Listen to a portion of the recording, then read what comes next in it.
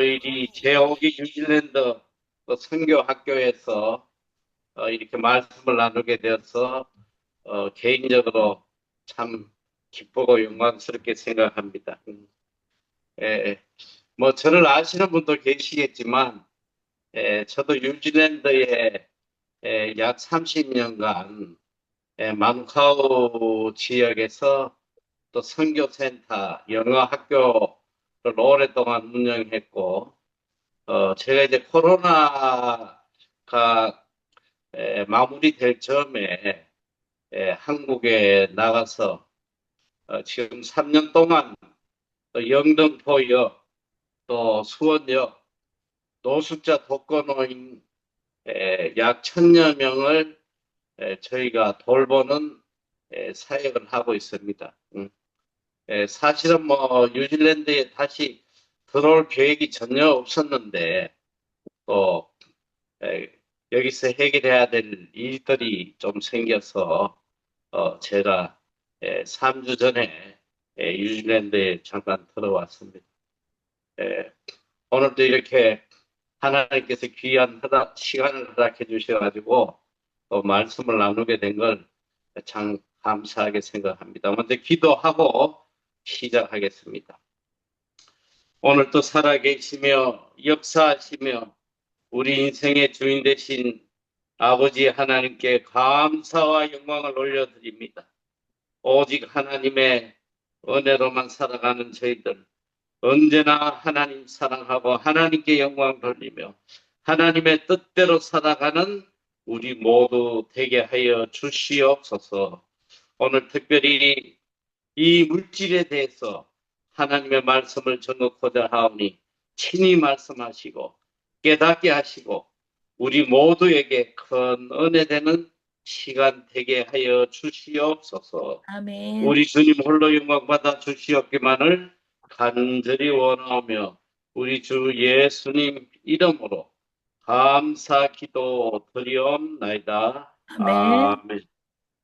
많이 빼앗기고 또 힘들어하는 부분이 바로 이 물질의 부분이 아닌가 생각이 들어요.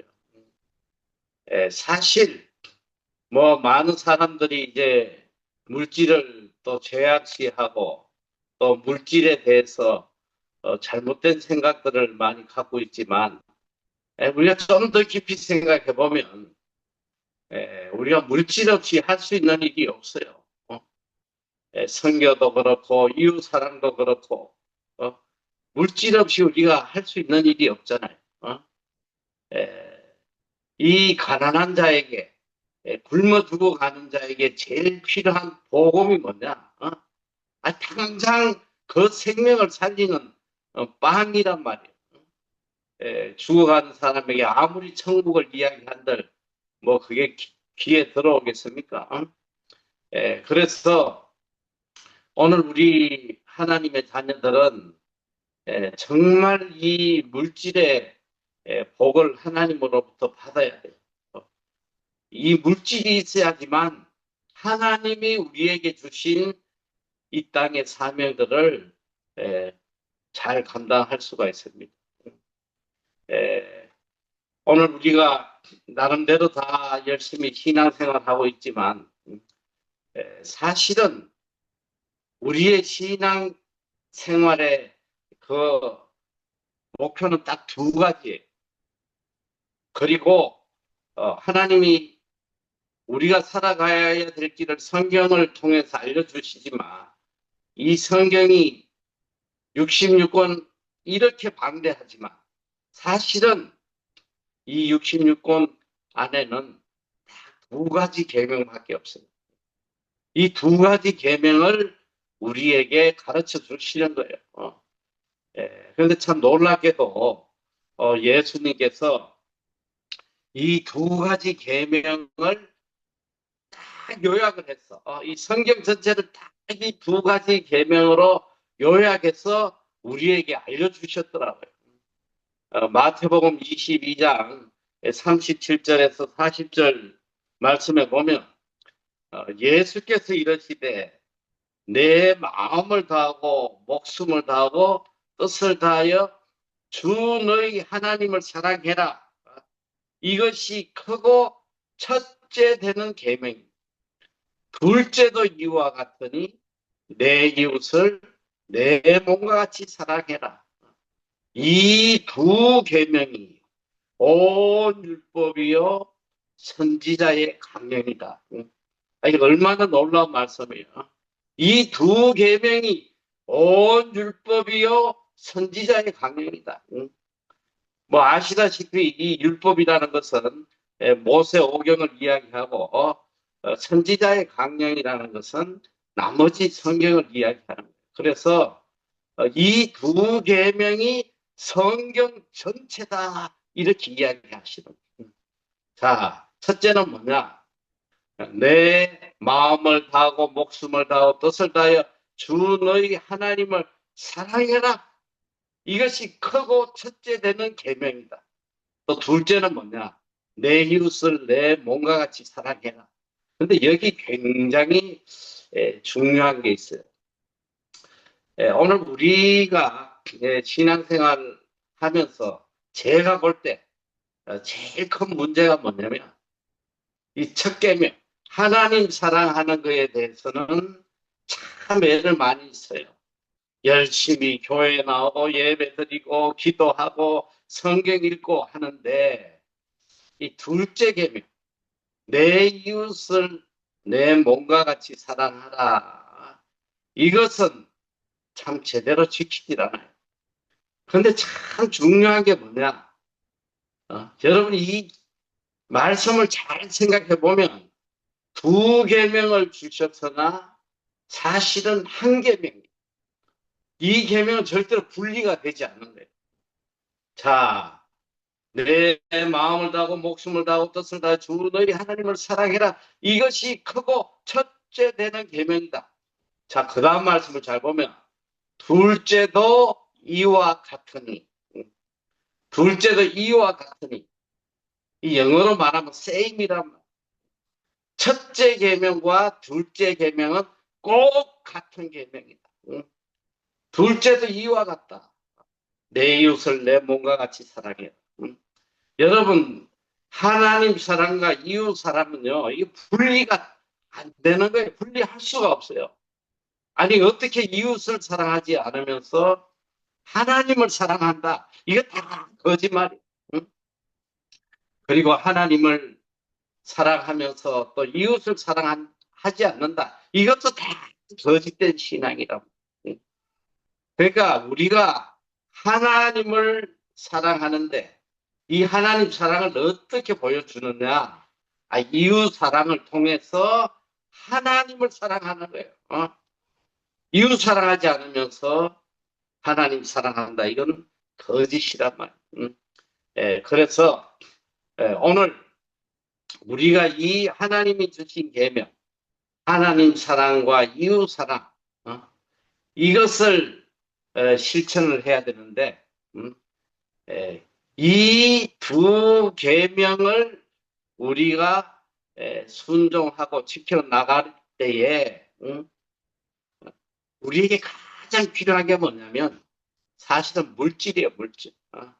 하나님께서 이 두 계명을 잘 지키도록 우리에게 물질을 주시는 거예요.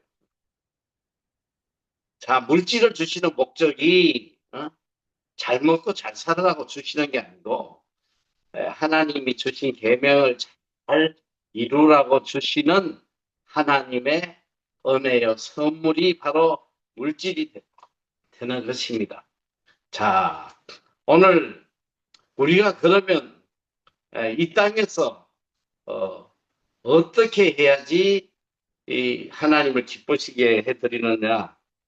자, 첫째로 이 성경 말씀에 보면 하나님이 우리를 창조하신 목적이 있어요. 에베소서 2장 10절에 보면 우리를 왜 창조하셨냐? 자, 우리는 그가 만드신 바라 그리스도 예수 안에서 선한 일을 위하여 지으심을 받은 자니 이 일은 하나님이 전에 예비하사 우리로 그 가운데서 행하게 하려 하심이니라. 하나님이 우리를 창조하신 목적이 선한 일을 하라고 창조하셨다. 선한 일. 자, 더 놀라운 말씀은 예수님이 십자가에 우리를 대신해서 죽어주셨어요. 왜 우리를 대속하셨냐?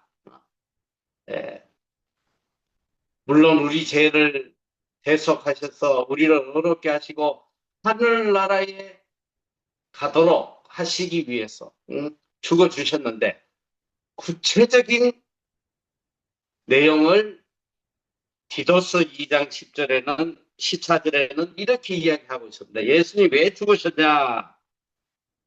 그가 우리를 대신하여 자신을 주심은 모든 불법에서 우리를 속량하시고 우리를 깨끗하게 하사 선한 일을 열심히 하는 자기 백성이 되게 하려 하십니다. 주님이 우리를 대신해서 죽어주신 것은 오늘 우리가 선한 일 열심히 하는 하나님의 백성이 되게 하기 위해서 죽어주셨다는 거예요. 더 놀라운 말씀은 디모데후서 3장 16절 이하에 나옵니다. 하나님이 왜 우리에게 성경을 주셨느냐? 디모데후서 3장 16절 이하에 보면 모든 성경은 하나님의 감동으로 된 것으로 교훈과 책망과 바르게 함과 의로 교육하기에 유익하니 이는 하나님의 사람으로 온전케 하며 모든 선한 일을 행할 능력을 갖추게 하려 합니다. 성경을 왜 주셨냐? 하나님의 사람들이 선한 일 할 수 있는 능력을 갖추게 하기 위해서 성경을 주신 거예요. 자, 그래서 우리가 이 말씀을 보면 하나님이 우리를 이 땅에 보내신 목적, 하나님이 우리를 이 땅에 보내신 목적은 선한 일을 하라고 보내신 선한 일. 이 선한 일을 통해서 이웃을 구원하고 하나님께 영광 돌리는 삶을 살게 하기 위해서 우리를 이 땅에 보내셨다는 거예요. 자, 오늘 이 선한 일, 이웃을 향한 선한 일, 이 땅에서 선한 일을 통해서 무사람들에게 은혜를 베푸는. 자, 예수님께서도 마태복음 5장 16절에 보면 이렇게 말씀하시잖아요. 자, 너희는 세상의 빛이다. 너희 빛을 세상에 비추어라는 거예요. 너희 빛을 세상에 비추어서 그 빛을 본 자들이 하늘에 계신 너희 아버지께 영광을 돌리게 해라. 자, 오늘 우리를 빛이라고 하셨는데 이 빛의 사명이 뭐냐? 어두움에 있는 죄악에서 죽어가는 이 불신자들에게 이 빛을 비춰주므로 그들이 그 빛을 보고 하늘에 계신 아버지께 영광 돌리는 그런 삶을 살라고 했는데 이 빛이 뭐냐? 보면 너희 착한 행실을 통해서 세상 사람들이 너희 착한 행실을 보고 그들이 하늘에 계신 너희 아버지께 영광을 돌리게 하라는. 여러분 빛이 뭐예요? 뭐 서울대 가고 뭐 출세하고 부자 되고 이게 빛이 아니라 우리의 착한 행실, 이 선행, 이것이 바로 빛이란 말이에요. 이 세상 사람들에게 우리의 착한 행실을 보여주므로 그들이 그걸 보고 하나님께 돌아오는 그 삶을 살아가는 것입니다. 근데 참 안타깝게도 오늘 우리가 열심히 하나님 섬기고 뭐 교회 다니고 하지만 사실 이웃들에게 이 착한 행실을 보여주는 그리스도인을 보기가 너무 어려운 거예요. 너무 안타깝잖아요. 행함이 없다면 행함. 야고보서 2장 14절 이하에 보면 너무 중요한 말씀이 나와. 제가 빨리 읽을 테니까 한번 잘 들어보세요. 자, 내 형제들아, 만일 사람이 믿음이 있노라 하고 행함이 없으면 무슨 유익이 있으리요? 그 믿음이 능히 자기를 구원하겠느냐? 잘 들으셔야 돼요. 행함이 없으면 무슨 유익이 있으리요? 그 믿음이 능히 자기를 구원하겠느냐? 행함이 없는 믿음이 구원받겠느냐? 못 받는다는 거예요. 만일 형제나 자매가 헐벗고 일용할 양식이 없는데 너희 중에 누구든지 그에게 이르되 평안히 가라, 덥게 하라, 배부르게 하라 하며 그 몸에 설 것을 주지 아니하면 무슨 유익이 있으리요? 이와 같이 행함이 없는 믿음은 그 자체가 죽은 것이다.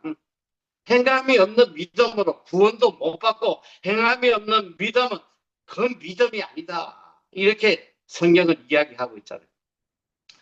제가 서울의 큰 교회에서 아침에 1부부터 3부까지 집회를 하는데 이 말씀을 딱 했더니 행함이 없는 믿음으로 구원받지 못한다 했더니 1부 예배 끝나고 장로님이 그냥 허겁지겁 와서 목사님 큰일 났습니다.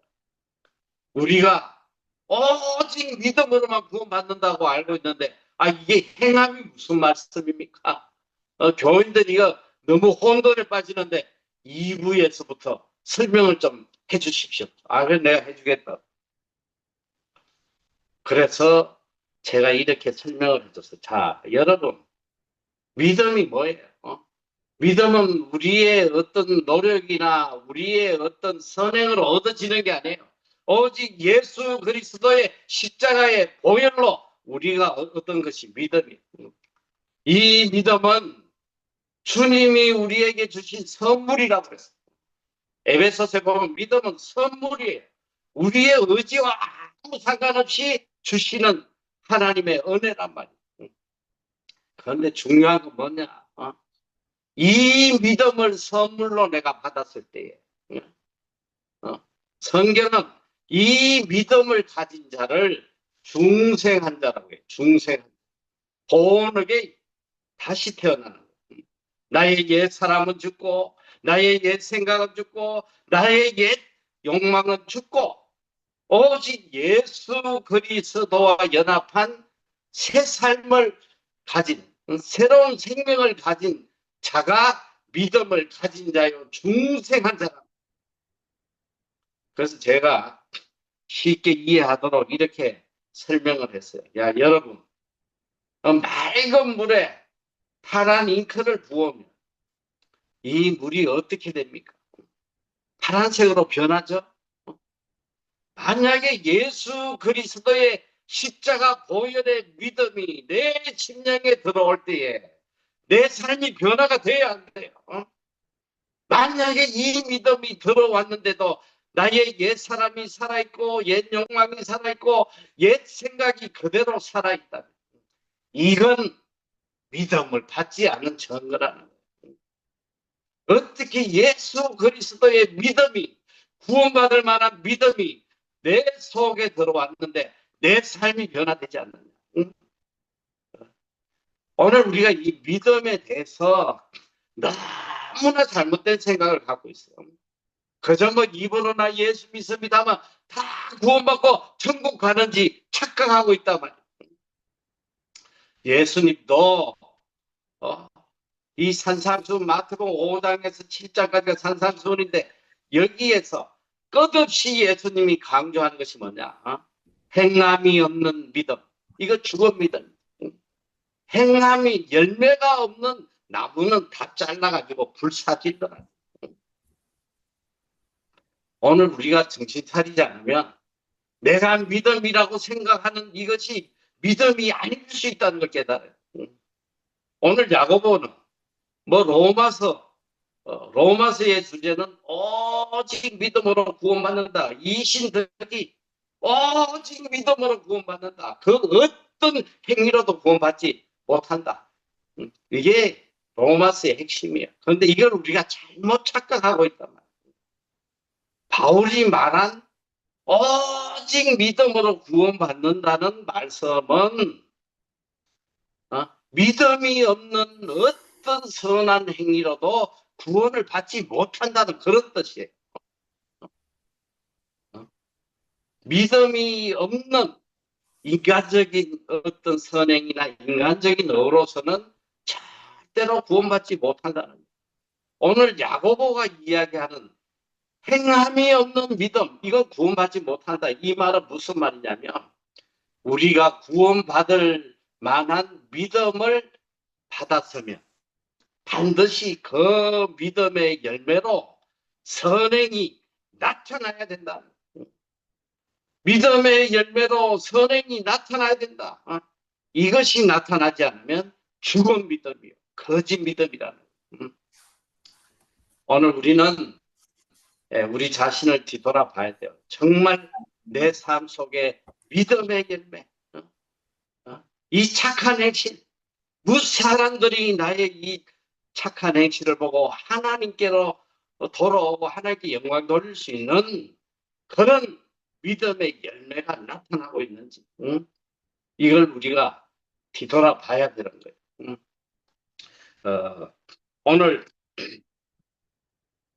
성경은 끝없이 이 믿음의 열매를 이야기하고 있습니다. 자, 여러분, 사랑의 첫걸음이 뭐예요? 사랑의 첫걸음. 이웃을 내 몸과 같이 사랑하라는데, 무엇으로 사랑하냐, 이 소리예요.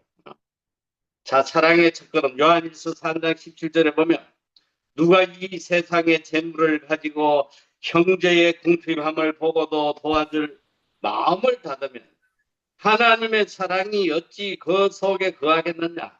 자녀들아, 우리가 말과 혀로만 사랑하지 말고 행함과 진실함으로 하자. 여러분, 사랑의 첫걸음이 바로 형제의 궁핍함을 보고 도와주는 거예요. 사랑의 첫걸음이 뭔지 알아요? 형제의 궁핍함을, 어려운 자들, 굶주린 자들, 헐벗은 자들, 이들을 돕는 것이 사랑의 첫걸음이다. 자, 또 하나님이 기뻐하시는 제사가 뭐냐? 히브리서 13장 16절. 오직 선을 행함과 서로 나눠주기를 잊지 말라. 하나님은 이 같은 제사를 기뻐하시는다. 하나님이 기뻐하시는 제사는 바로 어려운 자를 돕는 이것을 하나님이 기뻐하신다. 우리가 너무나 잘 아는 금식. 금식이 뭐예요?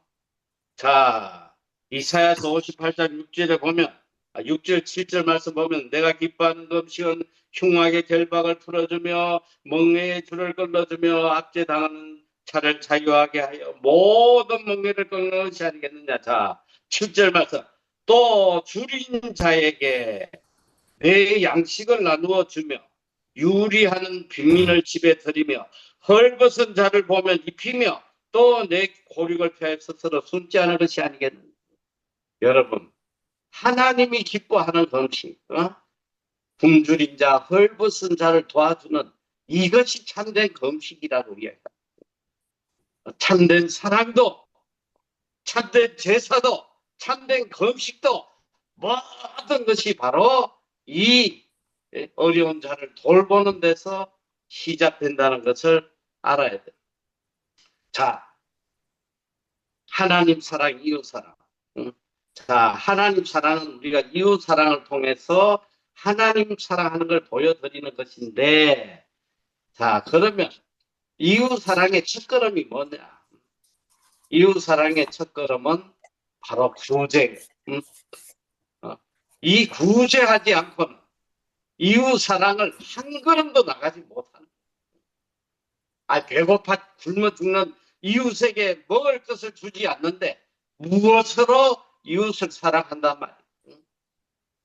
이웃 사랑의 첫걸음, 우리 신앙의 첫걸음, 우리 사랑의 첫걸음, 우리 예배의 첫걸음, 이 모든 것이 다 구제로부터 시작하는. 구제하지 않는 자들은 절대로 하나님을 사랑할 수도 없고 참 하나님의 은혜를 누릴 수 없는 것입니다. 제가 특별히 참 구제에 대해서 많은 은혜를 받고 또 평생 하나님 내려주신 복을 체험하고 살아가는데 구제가 얼마나 중요한지 사실 구제를 창세기부터 신약 쪽 끝까지 보면 구제의 중요함이 얼마나 큰지 성경 그걸 알려주고 있어요. 예수님께서 누가복음 11장 39절 이하에 보니까 놀라운 말씀을 하시는 거예요. 이런 내용이 어느 바리새인이 예수님을 점심에 초대를 하세요. 그런데 예수님이 가셔가지고 식사를 하시는데 그 정통에 따라서 손을 씻어야 되는데 손을 씻지 않고 식사를 하시니까 바리새인이 저런 사람이 있어. 우리의 이 유전을 지키지 않아고 어떻게 더러운 몸으로 식사를 해. 속으로 이제 중얼거리니까 이 예수님이 그 속마음을 아시고 이렇게 이야기를 하십니다. 자, 누가복음 11장 39절 이하에 보면 주께서 이러시되 너희 바리새인은 지금 장과 대접의 것은 깨끗이 하나 너희 속에는 탐욕과 악독이 가득하도다. 어리석은 자들아 겉을 만드시니가 속도 만들지 아니하셨느냐. 자, 이 41절 굉장히 중요한 말씀입니다. 그러나 그 안에 있는 것으로 구제해라. 그리하면 모든 것이 너희에게 깨끗하리라. 정말 충격적인 말씀 아니에요? 바리새인들에게 너희는 장과 대접의 것은 깨끗한데 너희 속에는 탐욕과 악독이 가득하다. 너희가 정말 깨끗하게 되기를 원하면 너희 안에 있는 것으로 다 구제하라. 구제하면 너희가 깨끗해질 것이다. 아니, 이 말이 앞뒤가 안 맞지 않아요? 예수님에게 왜 이렇게 예수님이 너희는 겉은 깨끗이 하면 속은 더럽구나. 깨끗이 회개해라. 정결하게 살아라. 이렇게 이야기를 하셔야 되는데 왜 예수님이 여기서 너희가 깨끗하게 되려면 구제하라는데 구제하지 않으면 너희는 절대로 정결하게 되지 못해. 이게 무슨 말씀이냐. 여러분 구제는 어떤 자가 하냐. 내 속에 탐욕과 악독이 있는 자들은 절대로 구제하지 못해요. 내 욕심이 가득 차 있는데 누구를 구제한다는 거예요. 오늘 우리가 내 속에 이 탐욕과 악독이 제지지 않으면 우리는 하나님 앞에 나아갈 수도 없어요. 내 속에 세상의 탐욕과 이 악한 마음들이 가득 차 있는데 그래서 이 구제라는 것은 단순히 내 물질을 누구에게 좀 도와준다 그런 차원을 떠나서 이 구제를 한다는 것은 내 신령이 세상의 그 어떤 것들보다 하나님을 사랑한다는 마음의 증거예요. 하나님을 사랑하기 때문에 구제할 수 있는 거예요. 제가 좀 뒤에도 이야기가 나오겠지만 이 구제의 대상은 가난한 자가 아니에요. 성경에 수많은 곳에 나옵니다. 이 가난한 자에게 한 것은 나에게 한 것이다. 내가 반드시 그 선행을 갚아줄 것이다. 수도 없이 성경은 이야기하고 있습니다. 이 구제는 바로 나에게 하는 것이다. 하나님에게 행하는 선행이란 말이야. 오늘 우리가 백날 교회에 가가지고 열심히 주여 주여 부르짖고 철야하고 금식하고 별짓을 다 해도 이 가난한 자들을 보고 구제하지 못합니다. 그 다 거짓됩니다. 죽은 믿음을 가지고 자기를 위한 탐욕과 악독에 가득 찬 이 기복주의 신앙, 이런 헛된 믿음 생활을 하고 있다는 거예요. 오늘 정말 우리가 하나님을 사랑하고 이웃을 사랑한다면 구제해야 돼. 구제가 우리 신앙의 첫걸음이라는 걸 잊지 말아야 돼. 구제하는 자에게 얼마나 하나님의 은혜를 베풀어 주시냐. 이 충격적인 말씀이 고린도후서 9장 8절에 보면, 자, 이 말씀을 읽을 텐데 여기에 모든이라는 단어가 몇 번 나오는지 잘 한번 세어보세요. 고린도후서 9장 8절. 하나님이 능히 모든 은혜를 너희에게 넘치게 하시나니 이는 너희로 모든 일에 항상 모든 것이 넉넉하여 모든 착한 일을 넘치게 하게 하려 하십니다. 이 짧은 문장 중에 모든이라는 단어가 4번이나 들어가요. 모든 은혜를 너희에게 넘치게 하시고 너희로 모든 일에 항상 모든 것이 넉넉하여 모든 착한 일을 넘치게 하게 하려. 여러분, 이 말씀이 우리 삶에 이루어진다면 끝난 거 아니에요? 더 이상 뭐가 필요해요? 하나님이 우리에게 한 가지 은혜만 베풀어 주셔도 그냥 우리 삶이 너무나 복될 텐데, 오늘 하나님이 모든 은혜를 다 주신다는 거 아니에요? 모든 은혜를 다 주시는데 그것도 어떻게 주시냐? 넘치게 주시고, 넘치게. 그리고 우리가 하는 모든 일에 항상 모든 것이 넉넉하여 모든 착한 일을 죽을 때까지 넘치게, 자손대대로 넘치게 착한 일 하고 살게 해주신다. 여러분, 이 말씀이 우리 삶에 이루어진다면 다 끝난 거 아니에요? 뭐가 더 이상 필요하겠어? 응? 왜 이 말씀은 언제 주신 말씀이냐? 이 말씀은 하나님께서 바울 사도를 통해서 고린도 교회 또 마게도냐 교인들에게 주신 말씀인데, 이 내막은 이래요. 여러분이 이제 가서 고린도서 8장을 읽어보면 8장 2절에 보면 어떤 일이 있냐? 이 바울이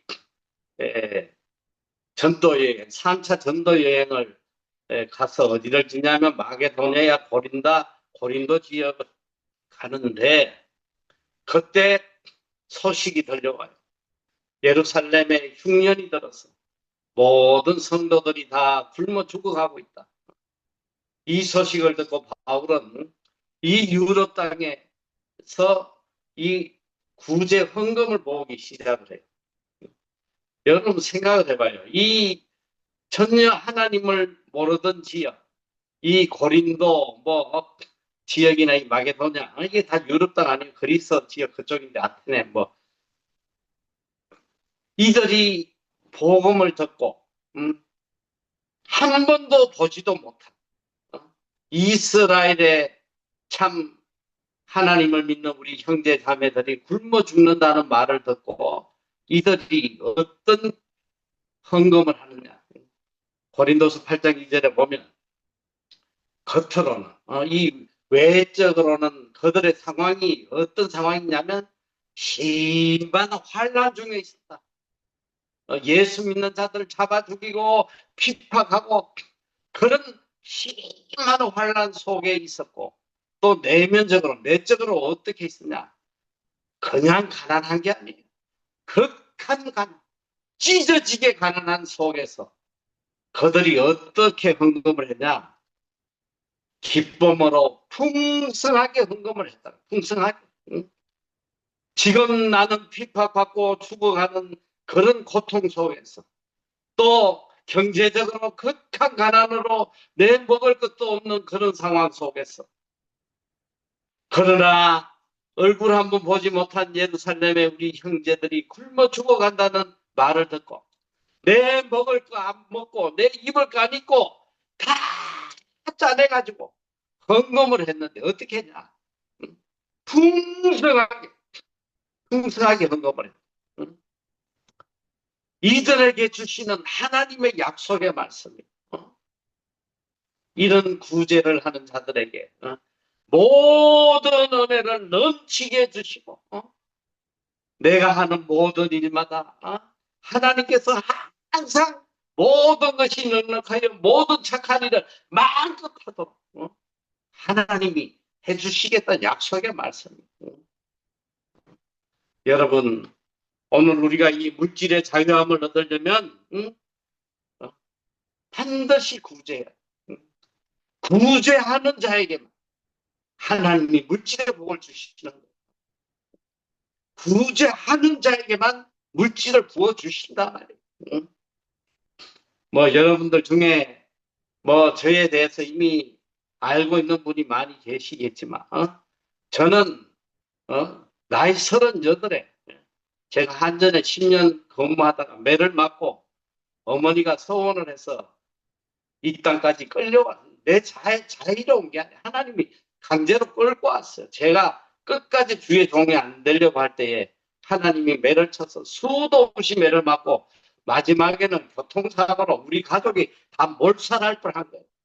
저는 무릎이 다 박살이 나고 병원에서 6개월 동안 장애 5급으로 장애인이 돼가 걷지도 못하고 그때 두 손 다 들고 주의 종이 되겠다고 했을 때 주님께서 저를 강제적으로 이 뉴질랜드 땅으로 인도하셨단 말이에요. 저는 뉴질랜드가 유럽에 붙어 있는 줄 알았어요. 어딘지도 모르고 끌려와서 이곳에서 신학을 하고 신학하면서 집 하나 팔아가지고 온 돈은 다 떨어지고 직세를 낼 형편도 안 되고 내 인생이 다 끝나는 같은 그런 고통 속에서 밤마다 하나님 앞에 눈물로 간구할 때 저는 아무 기도하지 않았어요. 하나님이 저를 여기까지 인도하셨으니까 어쨌든 저도 주의 일 할 수 있도록 길을 열어달라. 그 기도할 때에 하나님께서 응답하신 거예요. 아무것도 염려하지 마라. 5년 안에 너에게 선교센터와 영어학교를 세워주겠다. 매일 밤마다 끝없이 들려주시는 이 놀라운 하나님의 약속의 말씀. 제가 시간이 없기 때문에 간증은 못하고 결론적으로 이야기하면 하나님께서 정확히 5년 만에 마누카우에 11층짜리 빌딩을 주시고 거기에 영어학교를 그냥 주시고 뉴질랜드 최대 선교센터를 세워주셔서 17개 국제 선교단체들이 마음껏 일할 수 있도록 우리에게 은혜를 베풀어 주시고 그때부터 시작한 하나님의 물질의 축복이 거의 30년 가까이 끝없이 그 다음에는 옆에 있는 10층짜리 빌딩을 주시고 또 푸키코이에 2만 평 되는 쇼핑몰을 주시고 뭐 여러분이 아시겠지만 오레와에 또 2만 평 가까이 되는 크리스찬 캠프를 주시고 저희들에게 수십 채 이 아이들 1년에 200명 한국의 어려운 청년들 기독 청년들 무료로 영어학교에서 공부할 수 있도록 장학금을 주시고 또 그들이 묵을 수 있는 장학관을 수십 채 집을 주시고 땅을 주시고 이 말로 할 수가 없는 하나님이 하늘 문을 열어가지고 사을 것이 없도록 끝없이 부어주시고 오늘 이 고린도서 9장 말씀 그대로 모든 것이 넉넉하여 마음껏 착한 일을 할 수 있도록 우리 하나님이 그냥 끝없이 쏟아부어주시고 우리 하나님은 찔끔찔끔 몇 푼 이렇게 주시는 분이 아니더라. 한번 쏟아 주실 때 보면 몇십억, 몇백억 많은 것을 그러니까 지금 제가 한국에 나가서도 1000여 명 되는 노숙자들 먹이고 입히고 그들의 필요를 채워주는 상상할 수 없는 물질이 들어가지만 하나님께서 끝없이 부어주세요. 그뿐 아니에요. 우리가 코로나 이후로 30개국 기아 지역에 매달 수천만 원씩 쏟아부어서 그들에게 양식을 보내요. 우리 하나님은 하나님의 말씀은 거짓이 없다. 반드시 이루어져요. 그대로 이루어진다. 아무리 내가 돈 모으려고 뭐 적금 들고 주식하고 뭐 별짓 다 해도 인간이 모은들 몇 푼 모으겠어. 그리고 하나님이 불어버리시면 한순간에 그냥 다 날아가는 거예요. 하나님이 주시지 않는 물질은 아무데도 없어요. 하나님이 주셔야 돼요. 오늘 우리가 이 하나님의 말씀대로 정말 하나님이 주신 이 물질 가지고 어? 정말 이 어려운 자들 영혼 살리는 일에 이 착한 행실을 통해서 그 믿지 않는 자들이 그 불쌍한 자들이 하나님을 찬양하고 하나님께 돌아오는 그런 삶을 살아가면 하나님이 쏟아 부어 주시는 거예요. 예수님께서 마태복음 7장 21절 이하에 보면 이런 말씀을 하세요. 나더러 주여 주여 하는 자마다 천국 들어갈 것이 아니요 다만 하늘에 계신 내 아버지의 뜻대로 행하는 자라야 들어간다. 주여 주여 한다고 천국 가는 게 아니라. 그 이어지는 말씀이 정말 충격적. 그때 많은 사람, 한두 명이 아니에요. 많은 사람이 예수님께 이렇게 이야기해요. 주여, 우리가 주의 이름으로 선지자 노릇하며, 목사도 하고 장로도 하고 선교사도 했다는 거예요. 주의 이름으로 선지자 노릇하며, 우리가 주의 이름으로 귀신을 쫓아내며, 귀신을 아무나 쫓아내요? 영역도 받았다는 거예요. 우리가 주의 이름으로 많은 권능을 행치하는 죽은 자도 살리고 안전병이도 일으키고 암한 자도 고치고. 그때 주님께서 말씀하세요. 내가 밝히 너희에게 말하는, 내가 분명히 너희에게 이야기하는데 이 불법을 행한 자들아 꺼지라는 거예요. 내가 너희를 도무지 알지 못해. 꺼져. 오늘 우리가 정신 똑바로 안 차리면 맨날 주여 주여 하고 목사하고 장로하고 권사하고 별짓거리를 다 해요. 주님이 우리를 심판하실 때 오늘 여러분 돌아가서 마태복음 25장을 한번 보시면 정말 충격적인 말씀이에요. 예수님이 재림하셔가지고 심판하는 장면이 나와요. 자, 예수님께서 모든 천사들을 데리고 영광 중에 이 땅에 심판하러 오셨어. 양과 염소를 구분하는데, 자, 양과 염소를 구분하는데, 양은 의인이요, 염소는 저주받은 자들이 지옥불에 들어갈 거예요. 이 너무 중요한 거예요. 자, 예수님이 심판하시는 기준이 뭐냐? 의인, 영생을 누릴 천국에 갈 자들을 구분을 하는데, 의인들에게 너희는 하늘나라의 상속을 받을 자다. 너희는 영생을 얻을 자다. 그러면서 하시는 말씀이, 너희들은 내가 굶주릴 때 먹이고 헐벗을 때 입히고 병들었을 때 돌보고 감옥에 있을 때 나를 챙겨주고. 의인들이 이야기합니다. 주님, 우리가 언제 죽게 그런 일을 했습니까? 지극히 작은 자 하나에게 한 것이 나에게 한 것이다. 너희는 영생을 얻을 것이다. 이 염소들, 이 저주받은 자들, 너는 내가 병들고 월복할 때 하지 않았어. 언제 우리가 주님께 하지 않았습니까?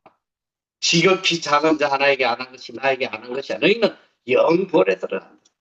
여러분, 이 말씀이 너무 중요하잖아요.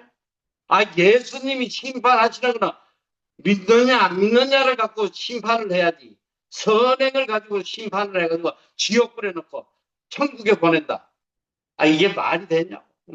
그런데 지금 예수님 말씀하시는 뜻은 이런 뜻이에요. 너희의 선행을, 행위를 가지고 천국 지옥 간다는 게 아니라 구원받을 만한 믿음을 가진 자들의 삶 속에 나타나는 열매를 갖고 이야기합니다. 구원받은 자들이 삶에 나타나는 이 선행의 열매, 이 열매를 보고 안다. 너희 이 열매를 보니까 너희는 구원받을 믿음을 가진 자들이다. 너희는 영생을 얻을 것이다. 오늘 열매 없는 믿음 다 거짓이에요. 자기만을 위해 살아가는 이 거짓된 믿음.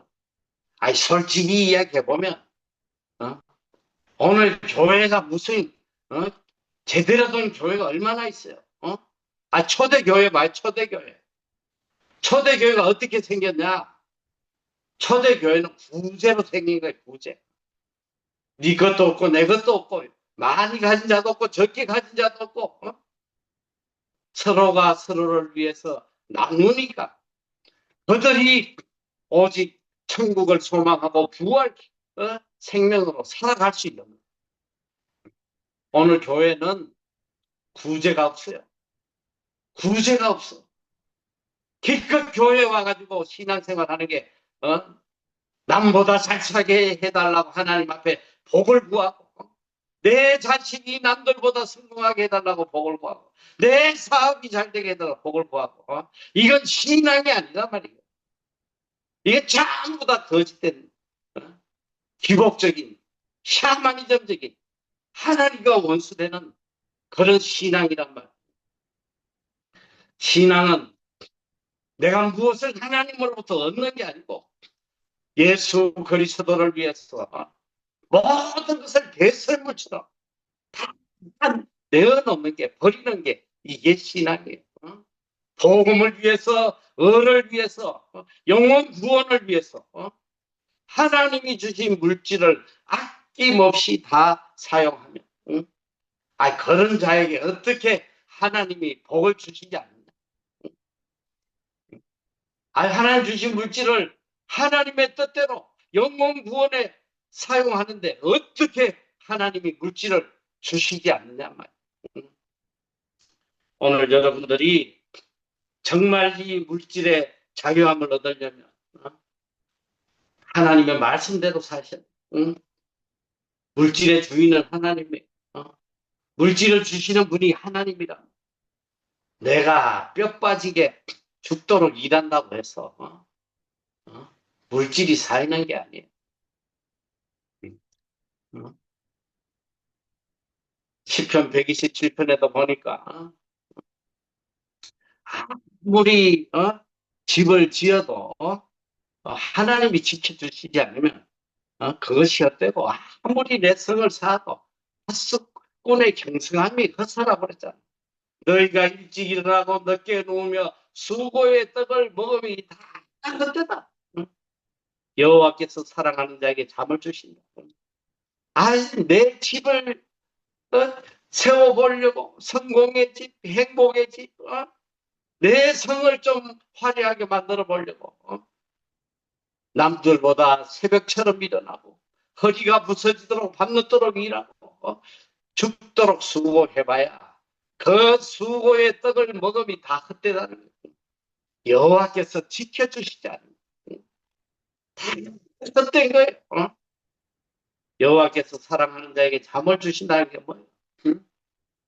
평생 그냥 자기 성 쌓고 집 사느라고 그냥 잠도 못 자고 다 병 들어가지고 불면증에 걸려가지고 잠도 못 자고 우울증에 걸려. 왜 하나님의 자녀들이 이렇게 어리석고 비참하게 사냐? 하나님 뜻대로 다 맡기고 하나님 기뻐하신 대로 살면 하나님이 집도 세워주시고 성도 지켜주시고 내 가족도 지켜주시고 내 사업도 지켜주시고 내 자식도 지켜주시고 나는 평안히 하나님 품에서 평안을 누리는 삶. 이것이 하나님의 자녀들의 삶 아니에요. 자, 시간이 다 돼서 제가 마무리하는데 여러분 이 구제는 해도 되고 안 해도 되는 그런 게 아니에요. 여기 신명기 말씀에 보니까 반드시 너희는 반드시 해야 된다. 자, 신명기 15장 10절에 보면 너는 반드시 그에게 줄 것이요 줄 때는 아끼는 마음을 품지 말 것이니라. 이로 말미암아 내 하나님 여호와께서 내가 하는 모든 일과 내 손이 닿는 모든 일에 내게 복을 주시리라. 응? 이렇게 구제를 하면 내 손 닿는 모든 것에 다 복을 주신다고 약속하셨잖아요. 응? 자, 아까도 말씀했듯이 구제는 뭐냐? 하나님께 하는 것이다. 잠언 19장 17절 가난한 자를 불쌍히 여기는 것은 여호와께 꾸이는 것이니 그 선행을 갚아주시리라. 반드시 갚아주시고 또 하나님께서는 이 구제하는 자에게 어떤 복을 주시냐면 자 잠언 11장 24절 이하에 보면 흩어 구제하여도 더욱 부하게 된다. 구제하면 더욱더 부하게 되는 거예요. 과도히 아껴도 가난하게 될 뿐이다. 구제를 좋아하는 자는 풍족하여 질 것이요 남을 윤택하게 하는 자는 자기도 윤택하리라. 구제하면요 하나님이 쏟아부어주세요. 제가 한 가지만 간증하는데 이 코로나가 터지고 저희도 많은 어려움을 겪어요. 학교도 문을 닫고 국경이 폐쇄되니까. 그리고 우리 쇼핑몰, 우리 빌딩 세입자들이 전부 다 문을 닫으니까 렌트비를 안 내요. 렌트비를. 우리도 지금 은행 이자도 내야 되고 한데 다 나자빠지는 거예요. 정말 어려울 때 제 마음에 어떤 생각이 들었냐면 우리가 이렇게 어려운데 저 가난한 나라의 사람들은 얼마나 힘들까. 그러니까 뭐 굶어 죽는 사람들이 막 어마어마하게 생겨나잖아요. 이럴 때 우리가 도와야 된다. 우리가 안 도우면 누가 돕겠나. 제가 그때 코로나 때 매달 3천만 원씩 30개국을 정해가지고 현지에 나가 있는 우리 선교사들 통해서 양식을 지금까지 양식을 보내고 있는 그 양식을 통해서 얼마나 많은 부흥의 역사가 일어나는 몰라.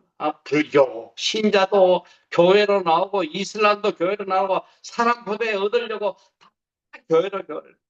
그런데 우리가 코로나 때에 저는 뭐 은행 빚이라고 해서 이 일을 해야 되겠다 하고 하는데 딱 그 일을 시작하고 얼마 안 돼가지고 어떤 일이 일어나. 저희가 코로나 직전에 우리 빌딩 옆에 4층짜리 빌딩을 또 제가 100% 은행 돈으로 구입을 했어요. 왜 구입을 했냐? 우리 빌딩 안에 선교센터가 언젠가 우리가 빌딩을 처분하면 영구적으로 일할 선교센터를 내가 세워줘야겠다 해서 100% 은행 돈으로 구입을 했어요. 구입을 했는데 얼마 뒤에 충격적인 일이 생긴 거예요. 그 빌딩은 주차장이 없어요. 그 대신 앞뒤로 카운실에서 운영하는 주차장이 큰 것들이 수백 대 될 수 있는 주차장이 있기 때문에 별 생각 없이 빌딩을 구입했는데 카운실에서 느닷없이 편지가 온 거예요. 야, 너희가 지금 이용하는 그 주차장을 우리가 개발하겠다. 이제 너희가 주차장을 앞으로 사용 못하게 된다. 충격적이죠. 그러면 그 빌딩에 차를 어디 대란 말이에요. 그래서 제 마음에 이걸 팔아서 주차장이 넓은 대로 이걸 새로 마련을 해야 되겠다 하는데 코로나 무렵에 그 빌딩이 팔리냐고. 예. 누가 사겠어요. 그리고 주차장도 없어진다. 그래가지고 부동산에 한번 내놔봤더니 오파가 몇 개 들어오긴 했는데 다 반값이요. 반값. 반값에 그냥 가져가겠다. 그런데 우리 하나님께서 어느 날 중국 사람을 보내가지고 이 중국 사람이 와서 무조건 그 빌딩 사겠다. 자기들이 사겠다. 해가지고 계약을 했는데 우리가 빌딩을 구입하고 딱 1년 만에 팔았는데 얼마를 우리가 이득을 받냐. 무려 320만 번. 응? 1년 만에 320만 불을 더 주고 사갔단 말이에요. 거의 30억 가까이. 아이, 우리 돈 1원도 안 들이고 은행 돈으로 샀는데 은행 빚 갚고 나도 320만 불이 떨어져. 응? 여러분, 우리 하나님 이런 분이에요. 우리가 구제할 때 하나님이 마음껏 오늘 고린도서 9장 8절 말씀처럼 모든 것이 넉넉하여 모든 착한 일을 마음껏 하도록 하나님 책임져 주신다. 오늘 우리 참 이 이민자들은 얼마나 물질의 노예가 되고 하루 종일 생각하는 게 물질이야, 물질. 어떻게 하면 내가 돈 좀 벌어보나. 그 간절한 심정, 그 애타는 심정, 왜 하나님이 모르겠어요? 하나님의 자녀가 물질 때문에 이렇게 고통받는데 왜 하나님 모르시겠냐? 그러나 주시지 않아. 왜 안 주시냐? 물질 주면 하나님하고 왼수되기 때문에 그 주신 물질로 구제하고 선행을 하면 왜 안 주시겠냐 말이에요. 물질 주면 그냥 자기 쾌락을 위해서 다 하나님 떠나기 때문에 주지 않더라 말이에요. 오늘 이 하나님이 들려주시는 이 귀한 말씀, 구제하는 자에게 하나님께서 풍족하게 주신, 차고 넘치게 주신다는 말씀을 가슴에 새기고, 이 구제는 단순히 어려운 자를 돕는 걸 떠나서 내가 얼마나 하나님을 사랑하는지, 내가 물질보다 하나님을 얼마나 더 사랑하는지, 내 주인은 물질이 아니라 하나님 한 분이시라는 걸 보여주는 바로 우리의 믿음의 표시요. 하나님을 향한 우리의 사랑의 표시이기 때문에 오늘부터 하나님 큰 거 바라지 않아요. 냉수 한 그릇 주는 자에게도 결단코 상을 잃지 않겠다고 하시사옵니다. 오늘부터 내 먹을 거 조금 아끼고 내 입을 거 조금 줄이고 내 즐길 거 조금 줄여가지고 지금도 물질 때문에 눈물 흘리고 죽어가는 이웃들에게 사랑의 구제를 좀 하라. 그리고 누가복음 말씀처럼 항상 구제의 주머니를 차고 다니. 항상 따로 준비해야 돼. 내 도움이 필요한 사람이 언제든 나타나면 기쁨으로 도와줄 수 있도록 항상 준비하고 다니. 제가 제 개인적인 이야기에서 미안하지만 저는 지금 수십 년 동안 항상 매일 아침 확인하는 게 통장에 돈이 얼마 있나 두둑하게 채우고 오늘도 내가 만나는 거린들 보면 나에게 도움을 청하는 사람 보면 아낌없이 주려고 항상 준비하고 이 구제의 주머니. 그리고 제가 외국에 집회를 가든 외국에 갈 일이 있으면 제가 제일 먼저 하는 일이 그 나라의 돈을 환전해는 어느 나라 가도 다 나의 도움을 구하는 거지들이 있기 때문에 그 도움을 외면하지 않으려고 항상 구제의 주머니를 차고 다닌다. 그렇게 살면 하나님이 사을 것이 없도록 자손되게 선한 일 마음껏 할 수 있도록 부어주실 것입니다. 이 믿음으로 모든 물질의 문제 해결받는 여러분 다 되시기를 축원합니다. 기도하겠습니다. 사랑의 하나님 감사합니다. 오늘 또 이 물질에 대해서 참된 깨달음을 가지도록 인도해 주시니 감사드립니다. 이제껏 하나님보다 물질을 더 사랑했던 것, 그리고 하나님이 주신 물질을 내 뜻대로 사용했던 것을 회개합니다. 이제 남은 삶은 하나님이 주신 물질을 가지고 오직 하나님께 영광 돌리며 이웃 사랑하고 영혼 구원하는 데 사용하도록 더 큰 믿음 허락하여 주시옵소서. 네. 그리함으로 자손대대로 하나님이 내려주시는 물질의 축복을 차고 넘치게 누리는 우리 모두 되게 하여 주시옵소서. 아멘. 감사드리며 예수님 이름으로 기도드리옵나이다. 아. 아멘.